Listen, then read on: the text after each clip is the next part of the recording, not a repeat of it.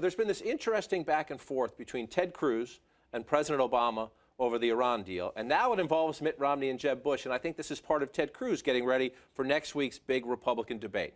The president commented on this in Africa several days ago because Ted Cruz, in part of his opposition to the Iran nuclear deal, says you lift sanctions, you give Iran then billions of dollars. Iran is going to give that money, he says, to Hamas and Hezbollah.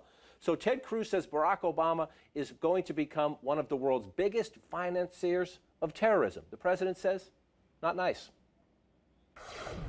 We've had a sitting senator who also happens to be running for president suggest that I'm the leading state sponsor of terrorism.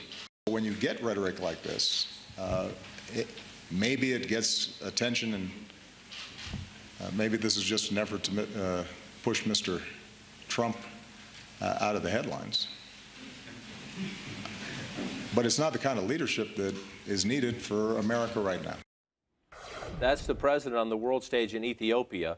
Mitt Romney, who the elder statesman of the Republican Party in his view, then tweeted out yesterday, he said, I'm opposed to the Iran deal, but at Senator Ted Cruz is way over the line on the Obama terrorism charge. Hurts the cause. Mitt Romney essentially saying if you elevate the rhetoric like this, you distract from the actual facts of the debate. So will Ted Cruz listen to Mitt Romney and dial it back? Listen here on the radio yesterday. No. The unavoidable consequence of those facts is if this deal goes through, Barack Obama and Hillary Clinton and John Kerry will be the leading global financiers of radical Islamic terrorism on the face of the earth. One of the reasons Republicans keep getting clobbered is we have leaders like Mitt Romney and like Jeb Bush who are afraid to say that. This is the ultimate twofer for Ted Cruz. And I think this is clearly part of his debate prep. How do you stand out in a debate with Donald Trump? Well, he criticizes the Iran deal. It's certain to come up in the debate. And he does it by going after President Obama, Hillary Clinton, John Kerry. But then he says one of the problems is the Republican establishment is too timid. And he whacks the nominee from the past, Mitt Romney. And then he whacks the guy who's going to be a couple podiums down, Jeb Bush. Yeah. I mean, Ted Cruz needs to make sure, first of all, that he makes the top 10 cut so he can sit at the grown-ups table for the debate. Maybe this will lock that down.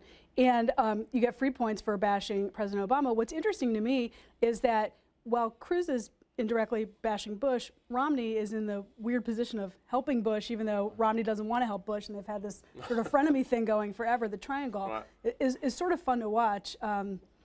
But did you wonder how long past August these can continue to be the parameters of the debate, the tone of the rhetoric? That's a great point about Romney sort of in the middle. Every day is an interesting Thanksgiving dinner in the Republican Party. Right. You know, but Ted Cruz, is, by saying that appeals to a pretty small slice of even the Republican electorate. I mean, some people may like the sound of that, but I think the majority of the people don't like the sound of that. But you're right, John. Ted Cruz is trying to practice these talking points. I think we'll hear it next week. And he's one in the string of candidates who are saying pretty incendiary things to get some attention here, because that's the only way they can get some attention. But he's winning no friends inside the party, so I'm not sure how long his shelf life is. But it's an interesting question. Again, in normal rules, we would say, "Ooh, that's over the line." But as one lesson of Donald Trump to the other candidates is there is no line, or it's moving, or there is no line, or in a 17-candidate field.